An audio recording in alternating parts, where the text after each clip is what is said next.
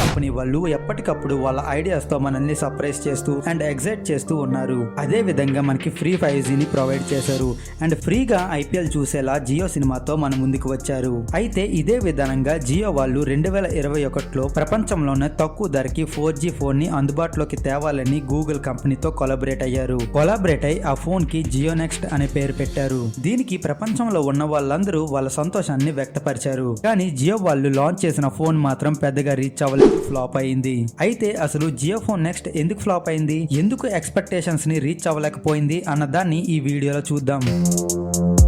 So friends, అయితే 2021లో ముఖేష్ అంబానీ తనకి 2G లేని దేశాన్ని చూడాలని ఉందని అందుకే గూగుల్ కంపెనీతో కొలాబరేట్ అయ్యామని అనౌన్స్ చేశారు. జియో కంపెనీ వాళ్ళు ఏం చెప్పారంటే వాళ్ళ ఎయిమ్ వచ్చేసి అట్లీస్ట్ ఇండియాలో ఉన్న 300 కోట్ల మందికి ఫాస్ట్ నెట్వర్క్ ప్రొవైడ్ చేయాలని చెప్పారు. అండ్ ఎవరైతే బడ్జెట్ లేక ఇప్పటికి కూడా 2G ఫోన్ ని యూజ్ చేస్తున్నారో వాళ్ళకి తక్కువ ధరలో మంచి 4G ఫోన్ ని ప్రొవైడ్ చేయాలి అనుకుంటున్నాము అని చెప్పారు. అయితే రిలయన్స్ కి ఉన్న రెప్యుటేషన్ అండ్ 2017లో వచ్చిన జియో ఫోన్ సక్సెస్ వల్ల గూగుల్ కంపెనీ వాళ్ళు $4.5 మిలియన్ ఇన్వెస్ట్ చేశారు. అండ్ ఆ టైంలోనే ఇది చాలా హాట్ టాపిక్ గా మారింది. ప్రతి ఒక్కరి దృష్టి ఈ ఫోన్ మీదనే ఉంది. అందరూ ఇంత తక్కువకి ఇస్తున్నారేంటి అనే ఈ టాపిక్ మీద నడిచింది. అండ్ ఆ సమయంలోనే జియో వాళ్ళు గూగుల్ ఆపరేటింగ్ సిస్టమ్ ని యూజ్ చేసి ఫోన్ ని డెవలప్ చేసి ఉన్నారు. ఈ ఫోన్ కోసం దగ్గర 40కి పైగా highly educated engineers and product managers పనిచేసి ఉన్నారు. అయితే ముఖేష్ అంబానీ టార్గెట్ మాత్రం ఇండియన్ కస్టమర్స్ మీదే ఉంది. సో అందుకే ప్రైసింగ్ అంతా కూడా చాలా తగ్గించి పెట్టారు అండ్ మార్కెటింగ్ కూడా చాలా గట్టిగా చేశారు. అయితే అప్పటికి ఫోన్ లాంచింగ్ డే దగ్గరికి వచ్చింది.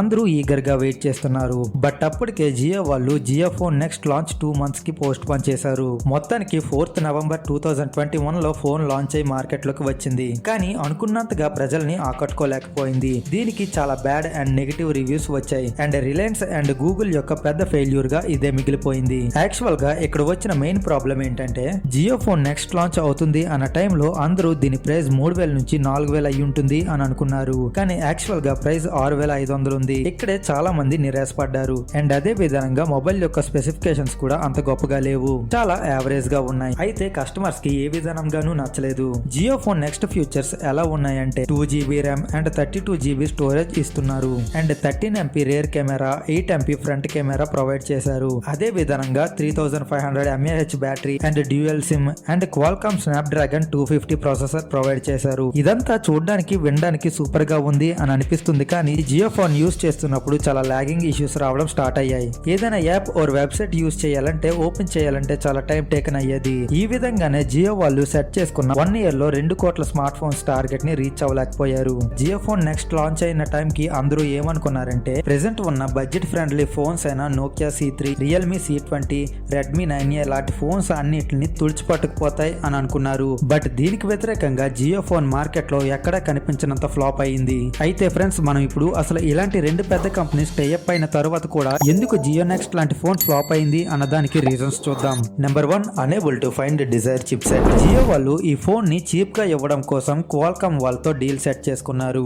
అయితే జియో వాళ్ళు ఏమనుకున్నారంటే తమ కోసం అఫోర్డబుల్ ప్రైస్ లో చీప్ అండ్ బెస్ట్ గా తయారు చేసిస్తారు. వాళ్ళ ఫోన్ కి యూజ్ చేసుకున్న తర్వాత రేట్ లో ఫోన్ ని సేల్ చేద్దాం అనుకున్నారు. బట్ ట్విస్ట్ ఇన్ టైల్ అన్నట్టు 2020లో సెమీ కండక్టర్ షార్టేజ్ రావడం స్టార్ట్ అయింది. సడన్ గా చిప్ సెట్ ప్రైసెస్ ఇంక్రీజ్ అయ్యాయి.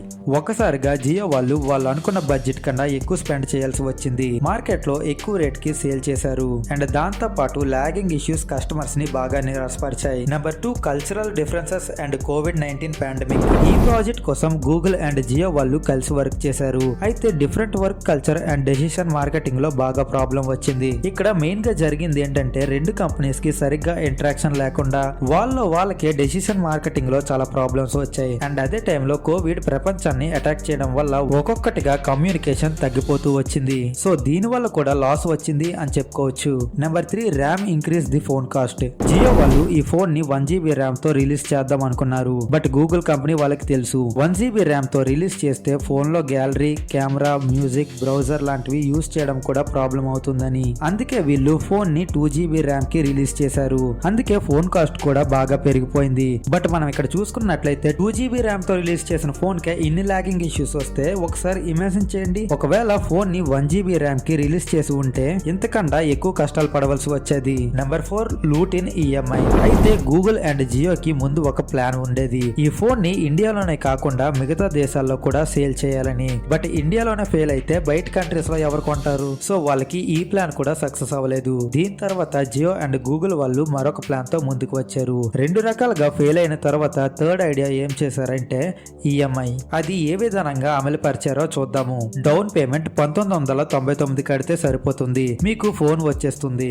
దీని తర్వాత జియో వాళ్ళు 4 ప్లాన్స్ ని ప్రొవైడ్ చేశారు. ఎవ్రీ మంత్ మీకు నచ్చిన ప్లాన్ ని సెట్ చేసుకొని పే చేయవచ్చు అని ఇంట్రడ్యూస్ చేశారు. సో ప్రతి మధ్య తరగతి పేద కుటుంబాలు ఏమనుకుంటారు, 2000 రూపాయలకే ఫోన్ వస్తుంది అనే ఆనందంలో ఉంటారు. బట్ ఇది చూడడానికి తక్కువకు వస్తుంది, అయినా సరే ఒకసారి క్యాలిక్యులేట్ చూస్తే అనుకున్న దానికన్నా ఎక్కువ కాస్ట్ అయిపోతుంది. ఏ విధంగా ఎక్కువ కాస్ట్ అయిపోతుంది అన్నది చూద్దాం. సో ఇందులో ఉన్న మీడియం ప్రైస్ ని తీసుకుందాం, 450 రూపాయలు. ఇదే 24 నెలల ప్లాన్. మనం ఇప్పుడు చిన్న క్యాలిక్యులేషన్ చేద్దాం. 24 into 450 10,800 and plus down payment, processing fee 501 రూపాయి. టోటల్ గా చూస్తే 10,800 ప్లస్ 1999 ప్లస్ 501 మొత్తం కలిపితే 13,300 అవుతుంది. సో ఒక నార్మల్ లాగింగ్ ఇష్యూ ఉన్న యావరేజ్ ఫోన్ కి ఎవరైనా ఎంత అమౌంట్ పెడతారా? సో వీళ్ళు ఇలా లూట్ చేద్దాం అనుకున్న ఐడియా కూడా ఫ్లాప్ అయింది. ఈ విధంగా జియో ఫోన్ నెక్స్ట్ మార్కెట్ లో సస్టైన్ అవ్వలేకపోయింది. సో ఒకవేళ మీరు ఈ ఫోన్ గానీ ఎక్స్పీరియన్స్ చేసి ఉంటే మీకు ఎలా అనిపించిందో కామెంట్ లో తెలపండి. మీకు గానీ ఈ వీడియో ఇన్ఫర్మేటివ్ గా అనిపిస్తే సబ్స్క్రైబ్ చేసి నాకు కొంత సపోర్ట్ చేయండి. Thank you for watching.